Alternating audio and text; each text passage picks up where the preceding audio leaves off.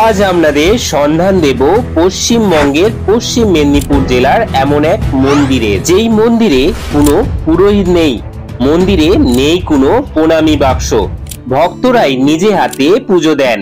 শুনে অবাক লাগছে, কিন্তু এই মন্দির বাস্তবে আছে। ৪৫ ফুট উঁচু এক মাতৃ মূর্তি, যার দর্শন একবার করলে ফিরে যেতে মন চায় না। এই ব্লগে আমি সব দেখাবো, কিভাবে এলাম, কোথায় এই মন্দির, কিভাবে বড় মায়ের পূজা হয়। ব্লগটা শুরু করার আগে নমস্কার বন্ধুরা, আমি আপনাদের প্রিয় ব্লগার রবিন। সবাইকে জানাই ওয়েলকাম টু রবিনের ব্লগ।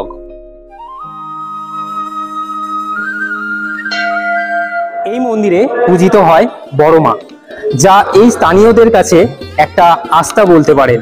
মানুষ ভক্তি ভরে এখানে মায়ের কাছে আসেন, আর এসে মায়ের কাছে যা মানত করেন তা মনস্কামনা মা পূরণ করেন। আর এখানে আপনারা দেখতে পাচ্ছেন মায়ের উচ্চতা প্রায় ৪৫ ফুট। ভালো করে দেখুন। আর এখানে যারা আসছেন তাদের মাথা নত হচ্ছে মায়ের কাছে। ভক্তি ভরে সন্তানরা মায়ের কাছে যেভাবে তাদের আর্জি জানায়, মা তা পূরণ করেন। এখানেও বড় মা তা পূরণ করছেন।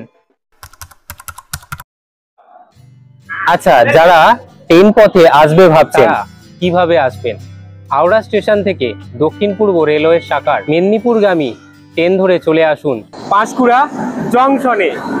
পাঁশকুড়া স্টেশন থেকে আরামবাগগামী বা চন্দ্রকোনাগামী বাস ধরে চলে আসুন ক্ষীরপাইতে। ভালো হবে, আপনারা খুব সহজে আসতে পারবেন যদি হাওড়া থেকে ডাইরেক্ট বাস ধরে নেন। হাওড়া থেকে বাস ধরলে আপনাদের আরামবাগ বা চন্দ্রকোনা রোডে বাস ধরে নিতে হবে, তাহলে খুব সহজেই চলে আসবেন এই ক্ষীরপাইতে। বড় মায়ের মন্দির যেতে টোটো করে যেতে হয়, আর টোটো ভাড়া কত নেয় সেটা দাদার মুখ থেকে জেনে নেব। আচ্ছা দাদা, ভাড়া কত পড়বে? ভাড়া আমাদের ক্ষীরপাই থেকে বড় মা 10 টাকা করে। 10 টাকা। এই দাদার টোটো করেই যাব, তো চলুন সেখানে গিয়ে সবকিছু আপনাদের জানাবো। বন্ধুরা, এখানে এসে এক নতুন অভিজ্ঞতা হলো। বন্যায় প্লাবিত যে জল, সেই জল রাস্তার মধ্যে এসেছে। মায়ের মন্দিরে যাওয়ার যে রাস্তা, সেই রাস্তার উপরে পুরো জলে ভর্তি, সেটা আপনাদের দেখাচ্ছি। মানে যারা দর্শনার্থী এসেছেন তারা কিন্তু এই জল পেরিয়েই কিন্তু মায়ের মন্দিরের উদ্দেশ্যে যাচ্ছেন। দেখুন পুরোটা বন্যার জলে কি অবস্থা হয়ে গেছে। এখানে দেখতে পাচ্ছেন এই যে মূর্তিটা এখন কাজ চলছে, মূর্তিগুলো কিন্তু এইভাবেই থাকে। এই যে দেখতে পাচ্ছেন এখানে ভক্তরা 10 টাকা দিচ্ছেন, এই ধূপটা নিচ্ছেন, কিন্তু এখানে কোনো প্রণামী বাক্স নেই। এই মায়ের মন্দিরে এলে এই 10 টাকা দিয়ে ধূপ কিনে ভক্তরা মায়ের কাছে পূজা করেন এবং তাদের মনের যে ইচ্ছা তা মায়ের কাছে জানান, মা তা পূরণ করেন। এই যে দেখতে পাচ্ছেন ভক্তরা এসে এখানে তাদের মানত পড়ে গেছেন, এই ডুরি বা ধাগা বেঁধে। দেখতে পাচ্ছেন যে ধূপটা আমরা দিচ্ছি, সেই ধূপের যে পলিথিন সেটাকেও পর্যন্ত বেঁধে গেছে। মানুষের বিশ্বাসের কাছেই সবচেয়ে বড় একটা আস্থা আছে। দেখতে পাবেন এখানে ভক্তরা এসেছেন, মাকে নিজে হাতে পূজা করছেন। আমি আগেও বলেছি এখানে কোনো পুরোহিত নেই, ভক্তরা নিজেরা আসেন এবং নিজে হাতেই পুজো দেন। একটা জিনিস আপনারা লক্ষ্য করুন, যারা মাকে পূজা দিচ্ছেন তারা কিন্তু মাকে পুরো প্রদক্ষিণ করছেন। এই জিনিসটা অন্য মন্দিরে কিন্তু আপনারা পাবেন না। এই মুহূর্তে কিছু দর্শনার্থীকে পেয়ে গেছি যারা বড় মায়ের পূজা দিতে এসেছেন।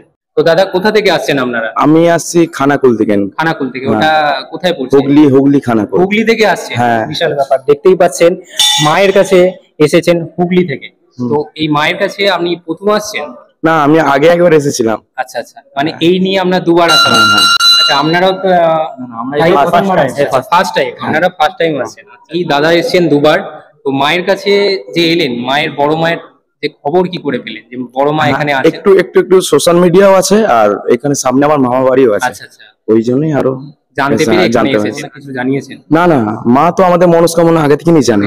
আমাদের জানান, আমি জানাই না কখনো কোনো মন্দিরে গেলে। আচ্ছা আচ্ছা, মা তো শুনতেই পেলেন। এইটাই হচ্ছে মা সন্তানের টান যাকে বলেন, যে আস্থা, সেইটা শুনতে পেলেন দাদার মুখ থেকে। আপনি কোথা থেকে আসছেন? মেদিনীপুর থেকে। মেদিনীপুর থেকে? এই প্রথম আসা হচ্ছে? হ্যাঁ, এই প্রথম। আচ্ছা, তো মায়ের কাছে এলেন, যে খবরটা কি করে পেলেন? সোশ্যাল মিডিয়া থেকে। সোশ্যাল মিডিয়া থেকে মোটামুটি আপনারা যে মায়ের কাছে পুজো দিয়েছেন, তো নিজে হাতে এই পুজো দিয়েছেন, এখানে এটা একটা খুব ভালো জিনিস। ভালো জিনিস। আপনারা পেয়ে যাবেন একটা ডালার দোকান, সেখান থেকে আপনারা নিয়ে নিতে পারেন মায়ের পূজার জন্য। আচ্ছা, এই ডালার দাম কীরকম করা হয়েছে? ডালার এমনি দাম হচ্ছে 60 টাকা মিষ্টি সহ। আচ্ছা বন্যা হয়ে গেছে না, বন্যার জন্য মিষ্টি সব নষ্ট হয়ে গেছে, আচ্ছা সেই জন্য আজকে শুধু ডালার দামটা নেওয়া হচ্ছে, প্রসাদের দাম নেওয়া হয়নি। আচ্ছা 40 টাকা, 40 টাকা করে। না হলে 60 টাকা দাম। আচ্ছা আচ্ছা।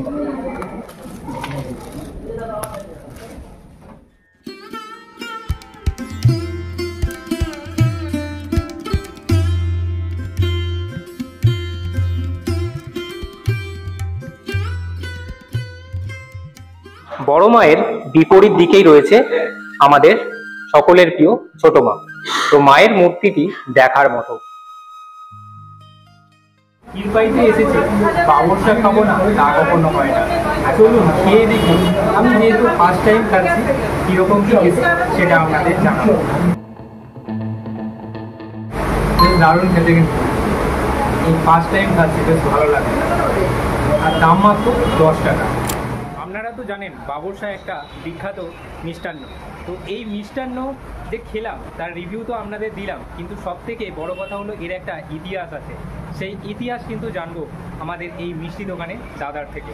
চলুন দাদার মুখ থেকে সবটাই শুনেন। এই যে মিষ্টির একটা তো ইতিহাস আছে, আপনারা সেটা ভালো করে জানেন, তো সেটা দর্শক বন্ধুদের একটু জানালে। এটা এখানকার বিখ্যাত মিষ্টি, মানে ক্ষীরপাই এই হালদার দিকে। আচ্ছা, ক্ষীরপাইয়ের বিখ্যাত মিষ্টি। বিখ্যাত মিষ্টি। এটা দুধ, ময়দা, ঘি দিয়ে তৈরি। আচ্ছা, খাওয়ার সময় মিষ্টির রস দিতে হয়, যে খায়। এটা মানে ইতিহাস বলতে, যখন ইংরেজান বর্গি আনা হয়েছিল, তখন এর বাবরের মানে সেনাপতিরা এসেছিল, তখনকার দিনে এই ময়দাটা, এই মিষ্টিটা ওই ওদিকে উপহার দিয়েছিল, সেই নাম অনুসারে এর নাম বাবরসা। বাবরসা, সেই থেকে এই নামটা মানে চলছে। ব্লগটা আপনাদের কেমন লাগলো কমেন্ট করে অবশ্যই জানাবেন। এই বড় মায়ের মন্দিরে যদি আপনি এসে থাকেন অবশ্যই কমেন্টে জানাবেন। আর আচ্ছা, এই মন্দিরে এসে আপনাদের কি মনস্কামনা পূরণ হয়েছিল সেটাও জানাতে ভুলবেন না। আর যদি মনস্কামনা আপনাদের পূরণ হয় সেই অভিজ্ঞতা কিন্তু শেয়ার করবেন কমেন্ট সেকশানে। চলুন দেখা হবে নতুন একটি ব্লগে। ততদিন ভালো থাকবেন এবং অপেক্ষায় থাকবেন রবিনের ব্লগের নোটিফিকেশানের জন্য। আর হ্যাঁ, নোটিফিকেশান পেতে অবশ্যই রবিনের ব্লগকে সাবস্ক্রাইব করতে হবে।